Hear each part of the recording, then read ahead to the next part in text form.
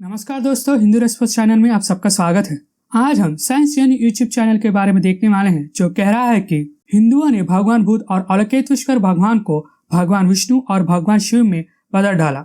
उसके इस स्टेटमेंट की सच्चाई जानने से पहले मैं आपसे दो लोगों के बारे में बताना चाहता हूँ। वो है प्रतिज्ञा और वैदिक गाय।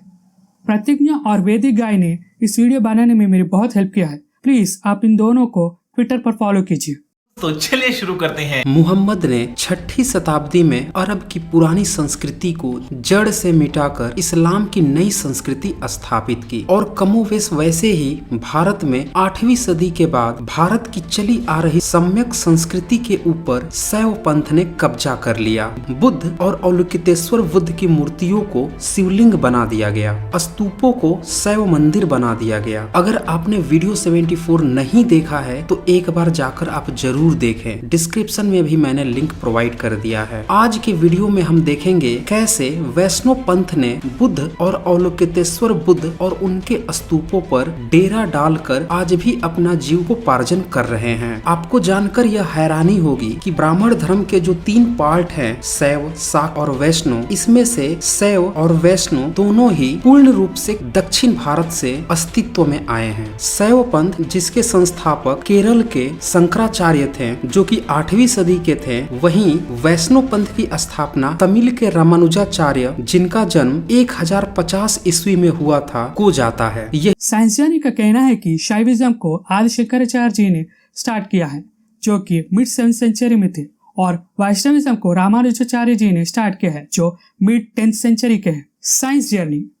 अगर शैविज्म को आदि शंकराचार्य जी ने स्टार्ट किया है तो उनके ब्रह्मसूत्र भाष्य में पशुपतास, कापालिकास, शैवास कौन थे, जिनको आदि शंकराचार्य जी ने हराया था। शैविज्म के बारे में मैं अलग से वीडियो बनाऊंगा। आज वैष्णविज्म के बारे में देखते हैं।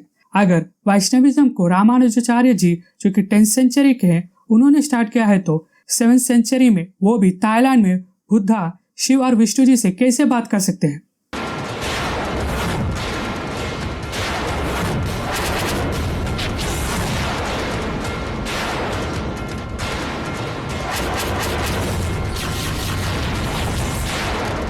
स्कॉलर्स के अनुसार तो भगवान विष्णु जीसस के पहले से थे। ये एक ग्रीक राजा है जो भगवान कृष्ण के बारे में बात कर रहा है, और ये प्रूफ्स देखो जो म्यूजियम में है। अब मैं तुम्हें तारानाथा, जो एक 16th century Tibetan Buddhist historian है, उसके बुक का ये पन्ना देखो। इसमें उसने कहा है कि राजा अशोक का एक पुत्र भगवान विष्णु का भक्त था। धोखा दिया ना तुमने, मुझे धोखा दिया। एक दिन बता दूंगा मैं, केटीएम लेके घूरूंगा तुम्हारे सामने। तुमने मुझे धोखा दिया ना, दिखा दूंगा। हम बेवफा नहीं, वफा है, वफा। अब इन सब प्रूफ से हमें ये पता चलता है कि भगवान विष्णु के आराधना उत्तर भारत में सदियों से हो रहा है। ये बात उस समय के बुद्धिस्ट लोगों को भी पता है, और जो साइंस जर्नी कह रहा है वो झूठ है। अब चलिए देखते हैं साइंस जर्नी और क्या कहता है। यही नहीं, ब्राह्मण धर्म का जो सबसे पुराना ग्रंथ वेद माना जाता है, उसका भी पहला टीका दक्षिण भारत के ही हरिहर और बुक्का साम्राज्य के जो मंत्री थे सायण 14वीं शताब्दी में, उनको जाता है। ब्राह्मण धर्म की जो शाक्त परंपरा है वह बंगाल सहित दक्षिण भारत में भी देखने को मिलती है। साइंसियन कह रहा है कि ऋग्वेद का पहला भाष्य दक्षिण भारत में रहने वाले सायणाचार्य ने किया है, लेकिन ये बहुत बड़ी गलतफहमी है। ऋग्वेद का पहला भाष्य यास्क आचार्य ने दिया है, जो 600 BCE में नॉर्थ इंडिया से था। उसके बाद स्कंद स्वामी, जो 7th सेंचुरी के गुजराती हैं, उसने लिखा। उसके बाद सायना ने अपनी भाष्य लिखा, जो साउथ से था।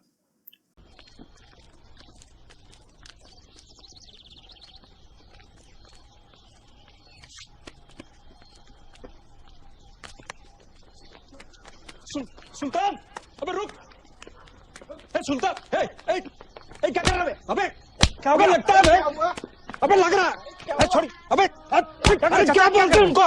अरे न्योता देखते। तो आइए देखते हैं कि वैष्णव मत कैसे अस्तित्व में आया। दरअसल 1050 ईस्वी में जन्म लिए हुए रामानुजाचार्य, जो कि तमिल से थे, वो भी शैव पंथ में ही अपनी शिक्षा दीक्षा ग्रहण किए, लेकिन उन्हें शैव मत का अद्वैतवाद का सिद्धांत यानी कि जगत मिथ्या ब्रह्म सत्यम पसंद नहीं आया। तो उनने अपनी एक नई धारा शुरू की जिसे कि द्वैतवाद कहा गया, और ये द्वैतवाद यानी कि अवतारवाद की कल्पना की गई। इसीलिए आप देखेंगे कि जो ब्राह्मण धर्म की ये मूल शाखाएं हैं, चाहे वो शैव हो या शाक्त हो, उनमें अवतारवाद देखने को नहीं मिलता। लेकिन वैष्णव मत में अवतारवाद की संकल्पना होती है। कभी ये कछुए को भी अवतार बता देते हैं, तो कभी ये मछली को भी अवतार बता देते हैं। सूअर तक को भी इनने अवतार बना रखा है और जानवर और इंसान की मिश्रित नरसिंह को भी इनने अवतार बना रखा है। यहाँ तक कि इनने बुद्ध को भी अवतार घोषित कर दिया है। जरा सोचिए, ये कहानियां भारत की मूल संस्कृति सम्यक संस्कृति की कीमत पे बुनी जा रही थी।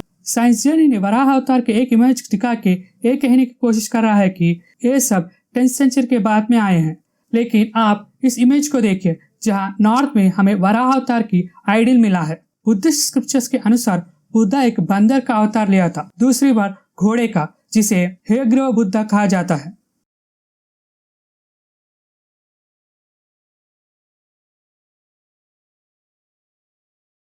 बेटा, तुमसे ना हो पाएगा। आइए देखते हैं कि वैष्णव मत के वो कौन कौन से मंदिर हैं जो पहले सम्यक संस्कृति का हिस्सा थे, उस पर वैष्णव पंथ ने अब कब्जा कर रखा है। सबसे पहला है तिरुपति मंदिर। पुराना नाम त्रिवेंगदम है। चोल वंश, जो कि 9वीं सदी से 13वीं सदी के बीच के कालखंड में थे, उन्होंने इस मंदिर को स्थापित किया था। कहा जाता है कि चोल वंश ने लगभग 1400 मंदिरों के निर्माण करवाए थे और इन सभी मंदिरों में अवलोकितेश्वर बुद्ध की ही झलक देखने को मिलती है। अवलोकितेश्वर बुद्ध क्या हैं, उनके बारे में डिटेल से जानने के लिए आप वीडियो 74 जरूर देख लीजिएगा। इस मंदिर में स्थापित, जिसे तिरुपति बालाजी या वेंकटेश्वर भी कहा जाता है, को अगर आप ध्यान से देखें तो आप पाएंगे कि ये तो अवलोकितेश्वर बुद्ध ही हैं। इस मूर्ति के एक हाथ में शंख है, जैसा कि अवलोकितेश्वर बुद्ध की मूर्तियों में होना आम बात होती है। इसका अर्थ है अज्ञानता से उठकर अच्छे कर्म और दूसरों की भलाई करना। दूसरे हाथ में चक्र है, जो बौद्ध मार्ग में धर्म चक्र को बढ़ाते रहने की पहचान है। तीसरे हाथ में गदा रखे हुए हैं, जो कि शक्ति का प्रतीक है। इस मूर्ति के मुकुट के अंदर घुंघरैला बाल, यानी कि मथुरा कला में निर्मित बुद्ध की मूर्ति को आप साफ तौर पे देख सकते हैं। मूर्ति के कान की बनावट भी मथुरा कला वाली ही है, यानी कि ये लंबी है। साथ ही साथ नाक और मुंह की बनावट भी आप साफ तौर पे देख सकते हैं।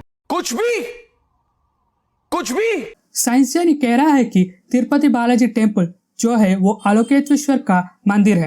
ये सच है या झूठ है, ये बात जानने के लिए पहले हमें आलोकेश्वर भगवान कौन है ये बात जानना होगा। भगवान आलोकेश्वर के बारे में बुद्ध ग्रंथों के कराना विवाह सूत्र में मिलता है, जो महायान बुद्धिज्म में बहुत ही इम्पोर्टेंट सूत्र है। जिस तरह हिंदुओं को गायत्री मंत्र है, उसी तरह बुद्धिस्टों को यह सूत्र है।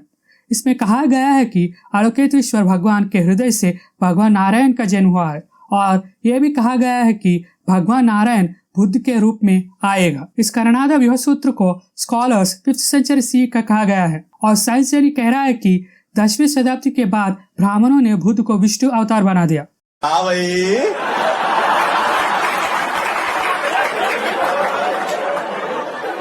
कैसी लगी? आगे स्वाद।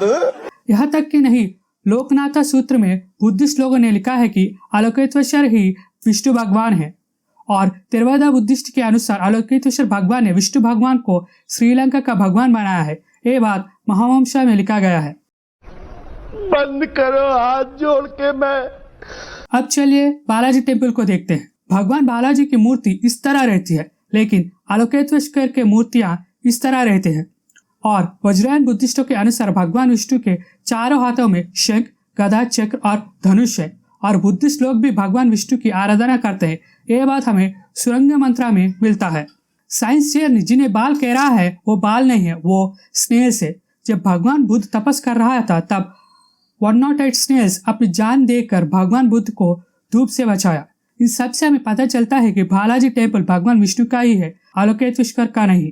इसके बाद साइंस जर्नी बहुत से वैष्णव मंदिर को बुद्ध मंदिर होने का दावा देता है, और उसे प्रूव करने के लिए कोई भी प्रमाण नहीं दिया है। उसका कहना है कि अगर लंबे कान हो तो वो बुद्धा की ही मूर्ति होनी चाहिए। कोई सेंस है इस बात की?